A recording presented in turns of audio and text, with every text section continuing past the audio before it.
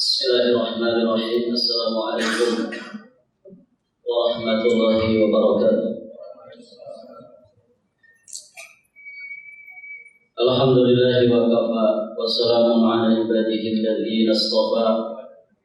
Asyhadu an la ilaha illallah wahdahu rabbi la syarika lah wa asyhadu anna Muhammadan abduhu wa rasuluh. Qala Allah ta'ala fi kitabihil karim, ya ayyuhalladzina amanu taqullaha haqqa tuqatih wa la tamutunna illa wa antum muslimun. Amma ba'd. Allahumma 'allimna ma yanfa'una wanfa'na bima 'allamtana wa zidna ilman. Ya hayyu ya qayyum bi rahmatika nastaghith. Aslih lana sya'nana kullah wa la takilna ila anfusina tarfata 'ain. Para hadirin jamaah salat maghrib wal isya rahimani wa rahimakumullah. Alhamdulillah, pada kesempatan ini insyaallah taala kita akan melanjutkan pembahasan kitab tauhid allazi huwa haqqullah 'alal 'abid karya Syekhul Islam Al-Mujaddid Al-Imam Muhammad Ad-Damini An-Najdi Al-Hambali rahimahullahu ta'ala rahmatan wasi'ah. Kita sekarang masuk di bab yang ke-9 tentang hukum mengharap berkah kepada pepohonan, bebatuan, dan yang sejenis dengannya. Para jamaah sekalian yang dirahmati Allah, kita akan pahami terlebih dahulu apa itu makna dari tabarruk. Dalam bahasa kita, tabarruk itu singkatnya ngalap berkah. Mencari berkah dengan meminta atau berharap agar mendapatkan kebaikan yang berlimpah dari sesuatu. Jadi ngalap berkah yang dalam istilah syariat disebut dengan tabarruk, itu maksudnya adalah meminta atau berharap agar mendapatkan berkah dan kebaikan yang berlimpah. Baik, tabarruk di dalam istilah syar'i itu ada dua macam. Sebagaimana kita membahas dua macam ruqyah, ada yang syar'iyah, ada yang ghairu syar'iyah. Maka tabarruk juga sama. Tabarruk itu ada yang syar'i, ada tabarruk yang tidak syar'i. Tabarruk yang syar'i adalah tabarruk dengan sesuatu yang ada dalilnya dari syariat. Tabarruk dengan sesuatu yang ada dalilnya dari syariat. Dan syariat menunjukkan bahwa sesuatu tersebut memang merupakan sebab yang dapat mendatangkan berkah. Saya ulangi, tabarruk syar'i maksudnya adalah tabarruk dengan sesuatu yang terdapat dalil syariat, yang terdapat dalil dari syariat. Dan syariat menunjukkan bahwa sesuatu tersebut memang merupakan sebab, yang dapat mendatangkan berkah.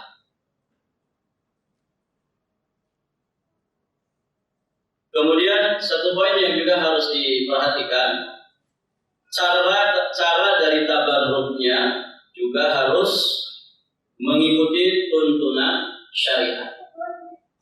Jadi kalau ada satu perkara secara dalil syariat, perkara ini bisa menjadi wasilah datangnya keberkahan. Karena memang syariat juga menunjukkan tentang itu. sahnya dari sesuatu tersebut yang ada dalilnya itu harus mengikuti petunjuk syariat. Jangan dengan cara-cara yang bidah. Baik. Para jamaah dirahmati Allah. Kita akan kasih beberapa contoh tentang tabarruk yang syar'i. Contohnya misalkan tabarruk dengan perkataan dan perbuatan. Misalkan membaca Al-Quran. Jelas ya, membaca Al-Quran. Ya, Al-Quran ini mubarak. Ya, Al-Quran ini sesuatu yang diberkahi Allah Subhanahu wa ta'ala. Maka para jamaah dirahmati Allah, ya, kita tabarruk menjadikan Al-Quran sebagai wasilah mendapatkan keberkahan dari Allah. Ya, kita membacanya dengan cara membacanya, dengan cara mempelajarinya, ya, dengan cara menghafalkannya, kemudian dengan cara mempraktekkannya. Nah, ini tabarruk dengan Al-Quran yang benar. Caranya seperti itu. Kalau dengan cara yang lain, maka tidak boleh. Contoh, ya, tabarruk dengan Al-Quran, ya, dengan cara menyobek halamannya, dilipat-lipat dengan lipatan tertentu, kemudian dimasukin di gesper, supaya kemana-mana dapat berkah. Nah, ini tabarruk yang tidak dibenarkan. Cara tabarruk dengan Al-Quran yang tidak dibenarkan. Atau sebagian orang ada yang menjadikannya kopi minuman.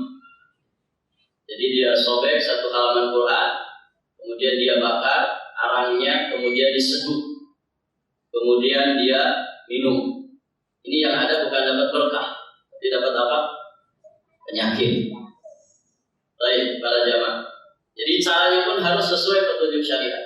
Ngalap berkah dari Al-Quran berarti dengan cara membaca, qiraatan, tilawatan, hifdhan, tadabburan, ya, kemudian tafsiran, dan juga amalan, yang mengamalkan, membacanya, mentadaburi, mentafakuri, mempelajari tafsirnya, kemudian mempraktekkan. Baik. Termasuk ngalap berkah dengan perbuatan diantaranya adalah sholat. Karena sholat ini ibadah yang diberkahi Allah Subhanahu wa ta'ala. Dia mendatangkan cahaya di kehidupan akhirat. Maka semakin orang memperbagus kualitas sholatnya, semakin keberkahan akan meliputi dirinya. Tidak hanya semangat di dalam mengerjakan yang wajib, dia pun semangat mengerjakan ya sholat sunnah. Kemudian termasuk tabarruk dengan perbuatan adalah makan berjamaah. Makan berjamaah bersama-sama. Di situ juga ada keberkahan dibandingkan dengan makan sendirian. Kemudian para jamaah dirahmati Allah, tabarruk dengan tempat. Ini tabarruk syar'i dengan tempat. Di antaranya i'tikaf di masjid. I'tikaf di masjid, berdiam diri dalam rangka beribadah kepada Allah di masjid, walaupun beberapa saat saja. Maka ini bagian daripada ngalap berkah dengan tempat, yakni masjid. Maka niatkan teman-teman sekalian, kita barang sesaat bainal maghrib wal isya tidak beranjak dari masjid, kita niatkan sebagai i'tikaf ya antara maghrib dan isya. Insya Allah kita mendapatkan keberkahan pahala. Kemudian ngalap berkah dengan tempat diantaranya dengan tinggal di tanah haram Mekah, tinggal di tanah haram Madinah, juga tinggal di tanah haram di negeri Syam. Ini tempat-tempat yang diberkahi Allah Subhanahu wa ta'ala. Bahkan orang yang Masya Allah mendapatkan kematian di kota Madinah, salah satu di antara fadilahnya, dia akan mendapatkan syafaatnya Rasulullah Sallallahu Alaihi Wasallam. Kemudian para jamaah dirahmati Allah, tabarruk dengan waktu, ngalap berkah dari waktu yang diberkahi Allah.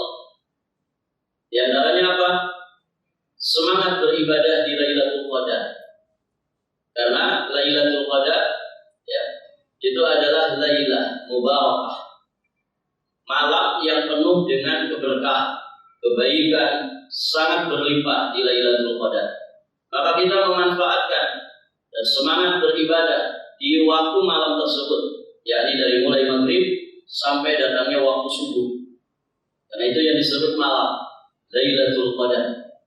ya kurang lebih sekitar 11 jam atau kurang dari itu. Nah, ini Lailatul Qadar. Ketika orang semangat beribadah di dalamnya dengan mengharapkan keberkahan dari Allah Subhanahu wa taala melalui waktu tersebut, ini namanya tabarruk syar'i dengan waktu. Contoh yang lainnya memanfaatkan waktu sebelum subuh, waktu sahur. Saharu fa inna fis sahuri barakah. Bersahurlah kalian karena sesungguhnya di waktu sahur itu ya ada keberkahan. Pada sahur itu ada keberkahan. Baik itu waktunya, baik itu santap makanan sahurnya. Allah berkahi waktu itu, Allah berkahi makanan di dalamnya. Maka ketika ada seseorang yang memanfaatkan waktu sahur ya dengan amal-amal yang disunahkan, maka berarti dia telah memanfaatkan waktu tersebut untuk ngalap berkah yang sesuai dengan syariat. Kemudian para jamaah dirahmati Allah, tabarruk dengan makanan dan minuman. Contohnya apa? Misalkan kita mengenakan zaitun, karena zaitun adalah dihasilkan dari pohon yang diberkahi. Baik para jamaah. Kemudian minum madu, minum air zam-zam. Ini juga minuman-minuman yang diberkahi Allah Subhanahu wa taala. Kemudian kita konsumsi habatus sauda yang disebutkan dawa likul lidah. Habatus sauda itu adalah obat ya dari segala macam penyakit. Ini makanan dan minuman yang diberkahi Allah Subhanahu wa taala. Kemudian berikutnya para jamaah, tabarruk dengan zatnya Nabi Shallallahu Alaihi Wasallam. Ya di masa hidupnya tentu. Ya setelah meninggal ini sudah tidak ada. Di antaranya apa? Berebut air ludahnya Nabi, mengambil keringatnya Nabi. Ada sebagian istri dari istri Rasulullah Shallallahu Alaihi Wasallam ya mengumpulkan keringat Nabi Shallallahu Alaihi Wasallam. Buat apa ya Pak? Buat apa itu dikumpulkan air keringatnya Nabi? Buat parfum. Karena keringatnya Nabi itu wangi, beda dengan keringat kita. Baik.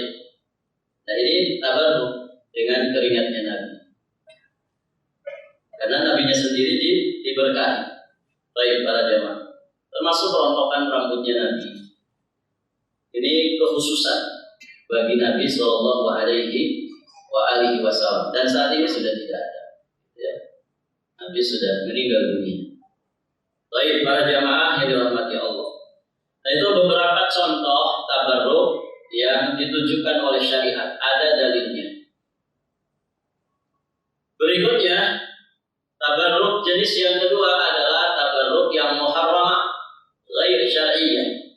Tabarruk yang haram, terlarang dan tidak sesuai dengan syariat. Contohnya para jamaah dirahmati Allah, tabarruk di pemakaman. Tabarruk dengan cara iktikaf di kuburan. Ini tabarruk yang tidak disyariatkan. Tabarruk yang haram.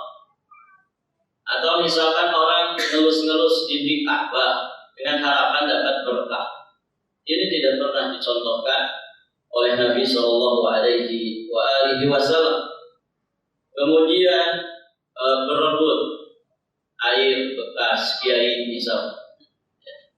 Ini juga tidak ada dalil.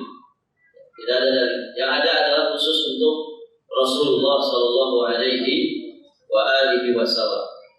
Kemudian para jamaah berebut makanan minuman ya yang disajikan untuk penyembah peribadatan kepada selain Allah. Begitu. Ada orang menyiapkan sesaji misalnya, untuk ngeruat, untuk selamatan ini dan itu. Dia persembahkan untuk penguasa di tempat itu. Yang dimaksud tentunya adalah siapapun dari makhluk Allah yang menguasai tempat itu menurut versi mereka. Nah, cara-cara seperti ini ya sering dikasih istilah-istilah yang mengaburkan istilah dari sesungguhnya acara tersebut. Kadang disebut dengan tasyakuran, kadang disebut dengan tabarukan, ya, atau istilah apapun itu, yang hakikatnya sesungguhnya itu adalah peribadatan kepada selain Allah. Itu bentuk penghormatan, pengagungan kepada selain Allah Subhanahu wa Ta'ala. Dengan bahasa lain, ini ritual kesyirikan. Ada kemudian sesajinya, itu yang dijadikan rebutan. Maka ya kalau kemudian orang mengatakan saya ngalap berkah dari sisa-sisa makanan, barakallahu fikum, keberkahan yang ngalap berkah yang seperti ini ngalap berkah yang diharamkan, tidak sesuai dengan syariat, ya dari syariat Allah Subhanahu wa Ta'ala dan juga Rasulnya. Atau sebagian orang seperti orang-orang Syiah, para jamaah, mereka ngalap berkah dari tanah Karbala. Ini juga tidak ada petunjuk syariat. Kemudian para jamaah dirahmati Allah, ngalap berkah dari peninggalan orang-orang soleh, ya berebut pecinya tuan guru misalnya. Baik para jamaah. Atau misalkan orang ngalap berkah dari tempat yang biasa dipakai sholat orang soleh. Ini juga tidak ada petunjuknya dari Nabi Shallallahu Alaihi Wasallam. Tidak ada tempat yang khusus di masjid kecuali tempat siapa? Tempat siapa itu? Tidak ada tempat khusus di masjid kecuali tempatnya siapa? Imam. Begitu ya. Kalau kita makmum tidak boleh mengaplik tempat di masjid. Gitu ya. Pokoknya ini tempat saya, yang lain tidak boleh di sini. Tidak boleh. Siapapun orang yang pertama duluan masuk ke masjid, maka dia berhak untuk ada di mana? Di saf pertama. Tidak boleh disingkir. Ini tempatnya pejabat. Anda bisa pejabat, mohon maaf di belakang. Kalau Anda masuk, mau jabatannya apapun, kedudukannya apapun, pangkatnya setinggi apapun, jenderal kah, bintang 5, bintang 10, bintang 7, tidak peduli. Kalau Anda masuk di mana? Di belakang. Ya. Kalau Anda masuk di belakang, orang yang duluan masuk ke masjid berhak dapat saf pertama. Nah begitu, tidak boleh dikhususkan kecuali imam. Nah kalau ada orang kemudian dia tahu di tempat itu biasanya Syekh Fulan, Ajengan Fulan, Tuan Guru Fulan, Kiai Fulan, atau apapun namanya, Buya Fulan, ya, biasa sholat di situ. Kemudian setelah meninggalnya para jamaah dibuatkan tempat khusus di Kuribang misalkan, atau dikasih sekat tertentu. Kemudian akhirnya dijadikan tabarruk, tempat tabarruk. Ya, orang mengkhususkan sholat di situ. Nah ini tidak boleh. Kecuali yang memang dikhususkan Nabi. Seperti apa? Raudhah baina baiti wa mimbari raudhatun min riyadil jannah. Antara mimbarku, antara rumahku dan mimbarku ada satu kawasan raudhatun, dia adalah taman dari taman-taman surga. Barakallahu fikum, para jamaah dirahmati Allah. Banyak penjelasan para ulama apa yang dimaksud raudhah itu taman surga. Sebagian mengatakan nanti tempat itu akan menjadi taman yang indah di surga Allah Subhanahu wa Ta'ala, dipindahkan oleh Allah ke surga. Sebagian mengatakan para jamaah, saking banyaknya orang yang ibadah di situ dan suasana peribadatan, syahdunya, khusyuknya, tumakninahnya orang yang beribadah di situ, mereka merasakan seolah-olah mereka ada di taman-taman yang begitu indah seperti taman-taman surga. Saking lezatnya ibadah di sini. Baik para jamaah, ini ada petunjuknya dari Nabi Shallallahu Alaihi Wasallam. Ya walaupun kata para ulama, ya tidak usah memaksa-maksakan diri. Kalau kita ada di sana, kemudian susah untuk mendapatkan peluang ibadah di situ, jangan memaksakan diri. Karena itu hukumnya sunnah. Tapi ninjak-ninjak orang, kelahi sama orang, ya ngikut orang hanya untuk dapat rebutan di situ, hukumnya apa? Haram. Tidak boleh kita ambisi untuk mendapatkan sunnah, tapi dengan cara menzolimi orang, melakukan yang haram, tidak boleh. Begitu ya.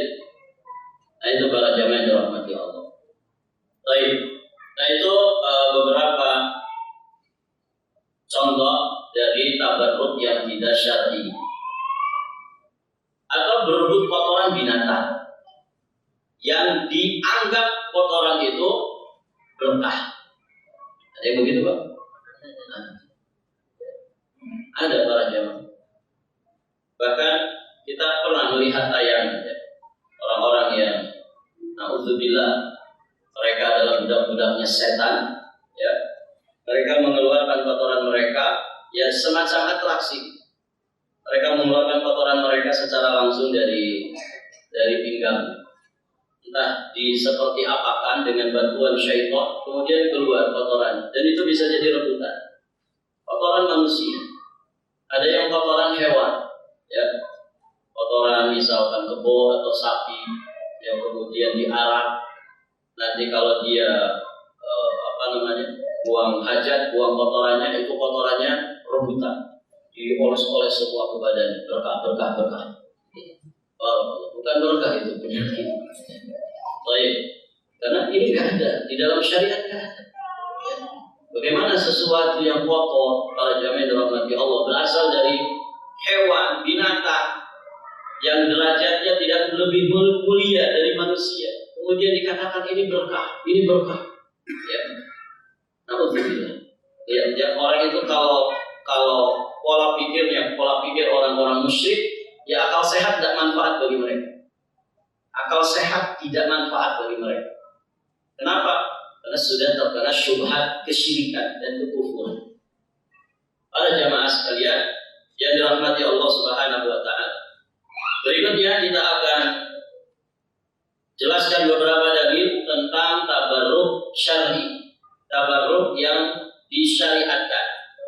Contohnya misalkan tentang Masjidil Aqsa yang diberkahi Allah Subhanahu wa taala. Ini ada dalil bahwa Masjidil Aqsa adalah masjid yang diberkahi Allah Subhanahu wa taala.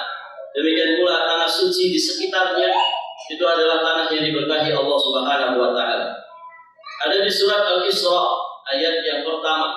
Allah Subhanahu wa taala berfirman, Subhanalladzi asra bi'abdihi lailan minal masjidil harami ilal masjidil aqsa alladzi barakna haulahu linuriyahu min ayatina innahu huwas samiul basir.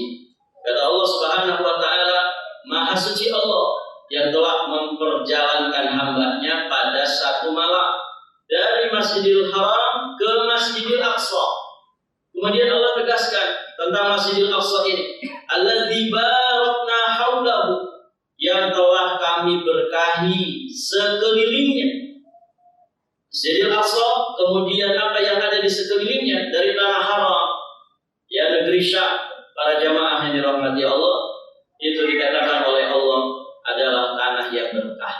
Masjidil Aqsa-nya diberkahi oleh Allah.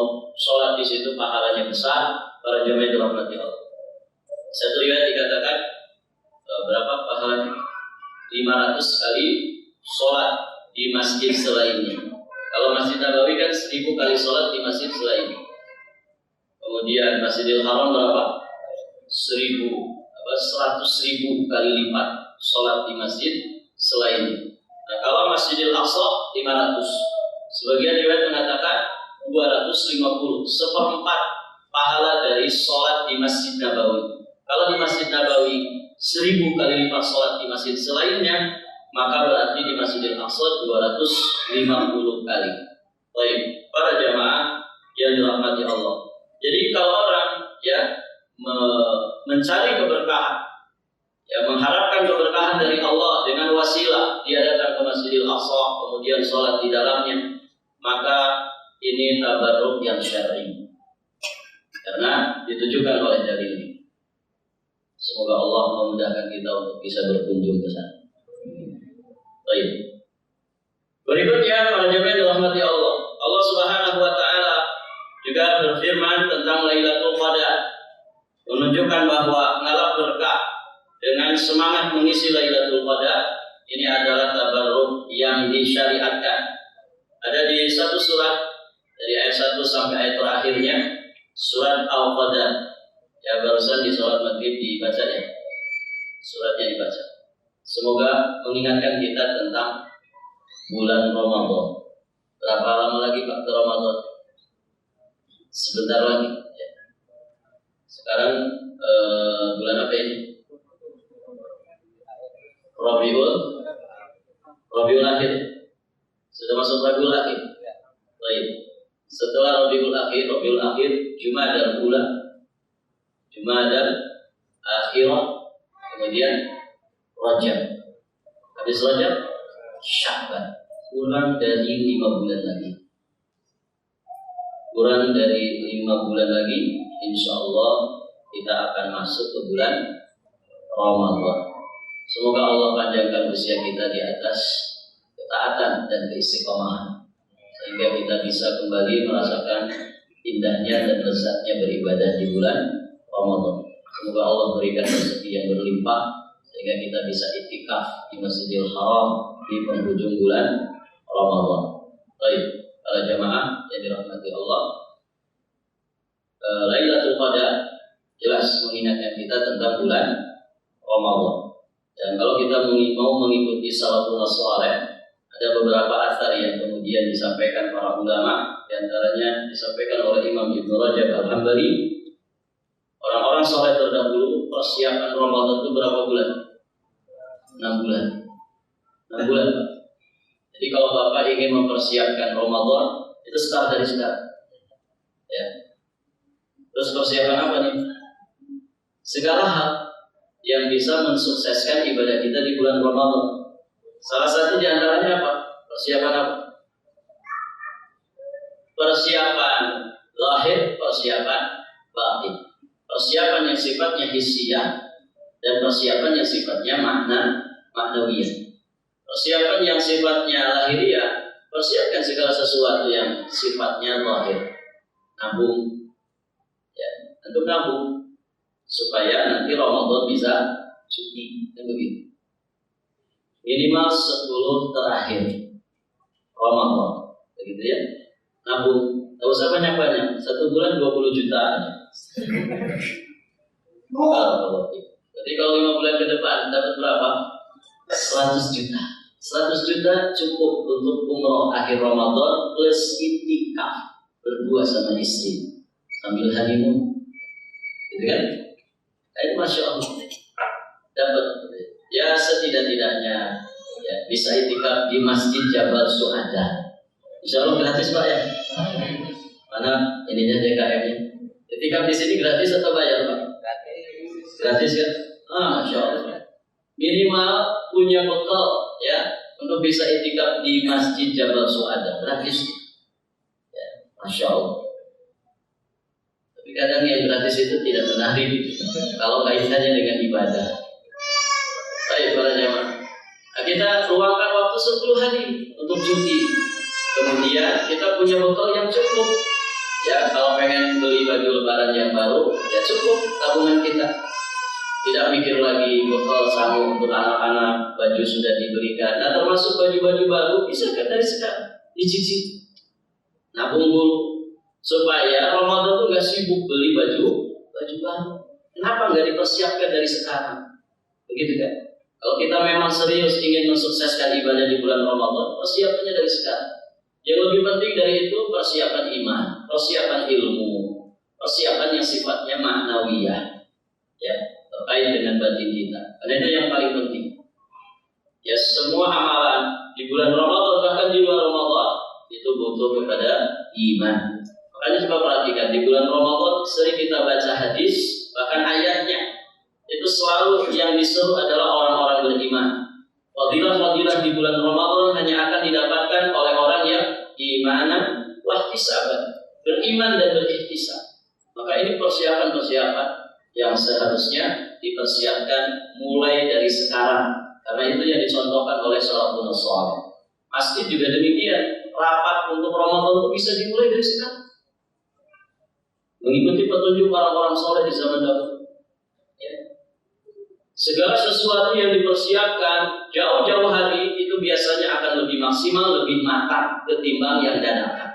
Betul tidak? Nyiapin bekal untuk mati dari sekarang atau nanti menjelang mati? Ya dari sekarang. Ya, supaya bisa lebih maksimal. Nah demikian para jamaah dirahmati Allah. Nah di antara istimewanya Ramadan ada Lailatul Qadar di dalamnya. Nah ini yang sesungguhnya sangat istimewa. Laila mubarakah.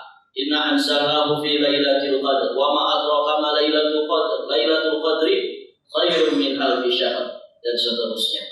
Semua keberkahan berkumpul di Lailatul Qadar. Masya Allah para jamaah, rugi banget kalau orang itu menyia-nyiakan Lailatul Qadar. Kenapa? Itu sesungguhnya adalah percepatan bagi kita untuk menghasilkan limpahan pahala. Bayangkan Pak, kalau Bapak infak 1 juta saja di malam yang ternyata menurut penilaian Allah yang Maha Tahu ya tentang rahasia Lailatul Qadar itu ternyata bertepatan dengan Lailatul Qadar, maka pahala sedekah Bapak itu sama dengan infak 1 juta selama 1000 bulan. Umur kita mungkin tidak akan sampai, harta kita juga mungkin tidak akan sampai, begitu ya. Tapi pahalanya bisa. Nah ini yang saya maksud, kenapa harus persiapan dari sekarang? Karena kita nggak tahu Pak, Lailatul Qadar itu di malam yang mana. Maka berarti kuncinya, jangan ada malam yang kita lewatkan tanpa ibadah yang maksimal. Salah satu ibadah yang sangat-sangat ditekankan di bulan Ramadan, sedekah. Nah orang kalau punya persiapan, itu akan bisa maksimal. Beda dengan orang yang nggak punya persiapan. Coba persiapkan. Minimalnya khusus untuk infak Ramadan 3 juta aja. Sehingga setiap malam kita keluarkan 100.000. 30 malam berarti 3 juta. Bagi sebagian kalangan Pak, 3 juta itu makan siang aja. Ya kan? Ada orang makan siang sampai jutaan rupiah di restoran bintang 5. Ngajak cuma 2 temannya. Masya Allah habis 5 juta.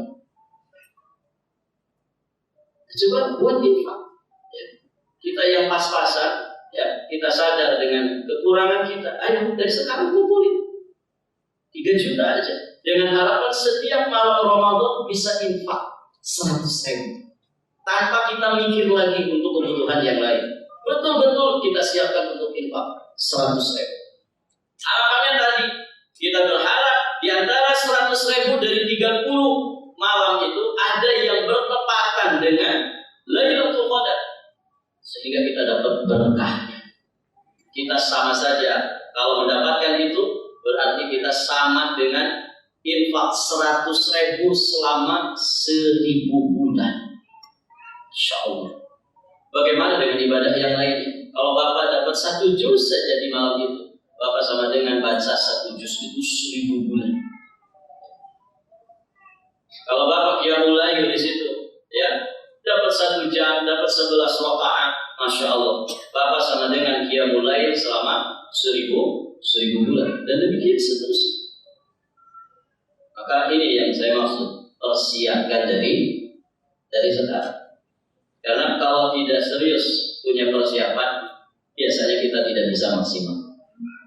Para jamaah yang dirahmati Allah. Itulah keberkahan Lailatul Qadar.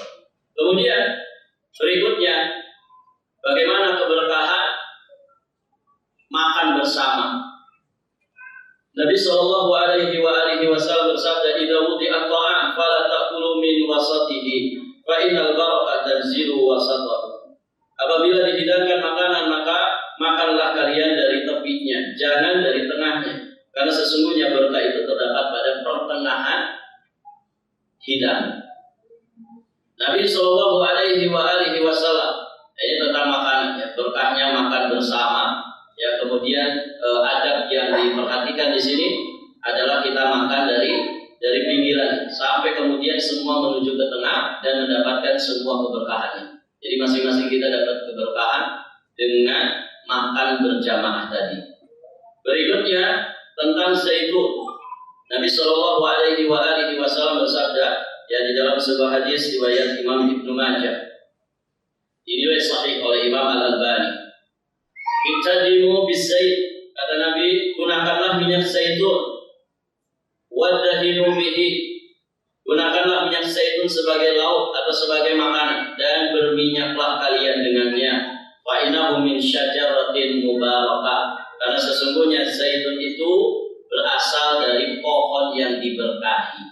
Diperas, ya, buahnya, buah zaitun kemudian menghasilkan minyak, dan itu bermanfaat, ya, untuk kesehatan zahir juga kesehatan batin.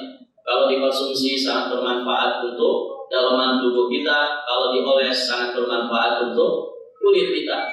Makanya orang kalau bikin sabun-sabunan, para jamaah, ya, atau mungkin bikin skincare, itu akan ada kandungan zaitun yang kemudian dimasukkan di dalamnya, karena kandungannya begitu bermanfaat. Baik, para jamaah yang dirahmati Allah Subhanahu wa taala, itu beberapa dalil dari tabarruk yang syar'i. Tabarruk yang lainnya dengan waktu subuh, waktu pagi misalkan. Nabi mengatakan, kata Nabi sallallahu alaihi wasallam, ya burika ummati fi bukuriha. Umatku diberkahi pada waktu pagi. Jadi waktu pagi itu waktu yang diberkahi. Makanya perhatikan ini. Waktu pagi itu maksudnya adalah waktu dari subuh sampai terbitnya matahari. Maka usahakan waktu itu jangan disia-sia. Manfaatkan dengan sebaik-baiknya. Maka kita dibimbing ya bagaimana memanfaatkan waktu antara subuh sampai terbitnya matahari, dengan zikir pagi, ya, dengan berdiam diri di masjid untuk kemudian nanti sholat syuruk, ya, atau para jamaah yang dirahmati Allah kalau di hari Jumat manfaatkan ya untuk bersenang-senang bersama istri kita, karena itu waktu yang diberkahi Allah Subhanahu wa taala. Usahakan dimanfaatkan. Kalau kita lelah sekali atau dalam kondisi tertentu yang kita para jamaah dirahmati Allah, fisik kita mungkin dalam kondisi yang kurang fit, maka usahakan kalaupun mau istirahat, usahakan tunggu dulu terbitnya matahari, ya, sampai kemudian matahari sepenggalan naik, ya, setinggi tombak, maka setelah itu silakan tidur. Ya, itu yang kita lihat ya dari guru-guru kita para jamaah. Kalau di Arab itu kan di musim-musim tertentu para jamaah itu sangat ekstrim sekali, terutama musim saifiyah, ya, musim panas. Jadi rata-rata ya guru-guru kami juga ada waktu tidur di pagi hari, karena kalau tidak tidur di pagi hari itu nanti ketika ngajar, ketika belajar, ya kondisi tubuh ini ta'ab, ya, ta'ab itu capek yang luar biasa, sehingga butuh rehat di pagi. Dan ternyata yang mereka lakukan itu ya tidak memanfaatkan tidur, waktu tidur di batas subuh. Pada subuh mereka tetap berkegiatan. Nanti ya setelah mereka sholat syuruk, baru kemudian pada istirahat lagi. Ya, sampai sekitar jam 7:30. Setelah itu mereka subuh, ya, sarapan pagi. Nah begitu para jamaah. Artinya dalam kondisi tertentu memang ya kita dalam kondisi yang lemah, ya fisik kita memang harus istirahat demi mendapatkan ya semangat yang baru untuk melakukan kebaikan-kebaikan yang banyak setelah itu. Maka kalaupun kita harus tidur di pagi hari, usahakan setelah waktu syuruk atau waktu terbitnya matahari. Dan alhamdulillah ya cuaca di kita tidak ekstrim seperti di Arab sana, gitu ya. Cuaca panasnya masih standar, gitu ya. Cuaca dinginnya juga biasa-biasa saja. Jadi sebetulnya kita tidak berhajat ya untuk istirahat setelah subuh. Ya, tidak berhajat untuk kita memanfaatkan pada subuh itu untuk tidur kembali, kecuali memang kita dalam kondisi sakit, dan sakit kita sakit yang parah. Nah itu para jamaah yang dirahmati Allah, karena waktu pagi itu waktu yang diberkahi. Baik.